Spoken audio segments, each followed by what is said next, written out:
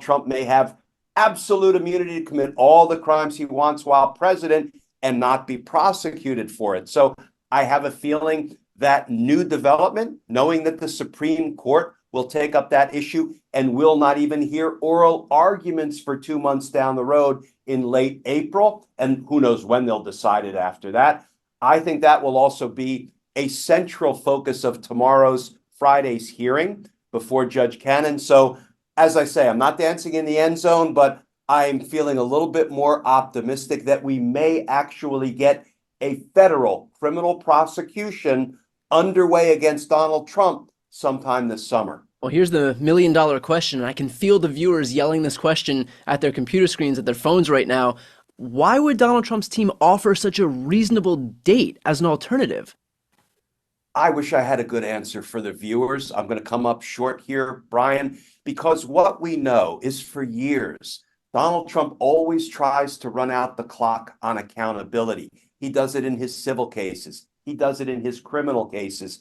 So I really hate to speculate that somehow the fix is in and somehow they already know that Judge Cannon is prepared to kick this trial in Florida until after the 2024 presidential election. So they think there's relatively little risk at appearing reasonable and saying, well, how about August? Because somehow through back channels, they may know that Judge Cannon is already prepared to kick it, much farther down the road than August. That's pure speculation. But, I never think that Donald Trump and his lawyers' motives are pure and they actually, are prepared to go to trial in August, which frankly, in the case down in Florida, people refer to that as the classified documents case. That's not the way to refer to it because it's really the illegal retention of government documents case, the obstruction of justice case because he refused to return the documents when they were subpoenaed by a grand jury as part of a criminal investigation.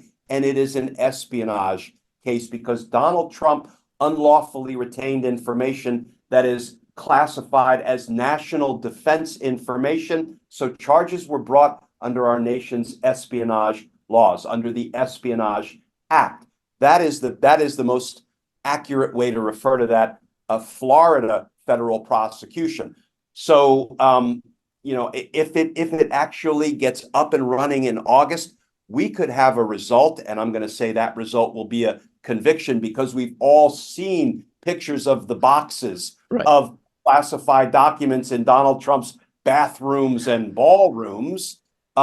He will undoubtedly be convicted on the evidence as long as a fair and impartial jury is impaneled, probably by early fall. I would say, maybe September, October at the latest. And again, in advance of the November 2024 presidential election. So what the American voters will know at that point is whether they are voting for somebody who compromised some of our nation's most closely guarded national security secrets. So, that seems to be an important bit of information for the American voter to have when they go to the polls in November. Glenn, if both the prosecution and the defense are seeking a trial in the summer, is there a reason normally, in a normal situation, why the judge would defy both of them?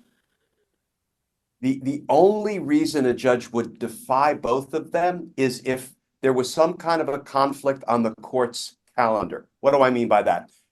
Judges will carry several criminal cases on their caseload, on their docket, and they will set trials sort of one after another. So sometimes if a judge expects to be in trial for, let's say, 6 weeks, and both the prosecutor and the defense attorney in another case want to insert their trial into that 6-week stretch of time on the judge's calendar, the judge will reject it and say, no, I have to push it another 2 months down the road because of my docket, my calendar schedule. That's not at all unusual. I will say it's far more usual in state court, where you have lots and lots and lots of cases that judges carry, whereas federal court, the dockets are significantly lower and more manageable. It's just the nature of federal prosecution. That's the only reason I can think of why a judge would say that date is not good for the court, even if it's being proposed by both parties. But I'll tell you, I now have a heightened interest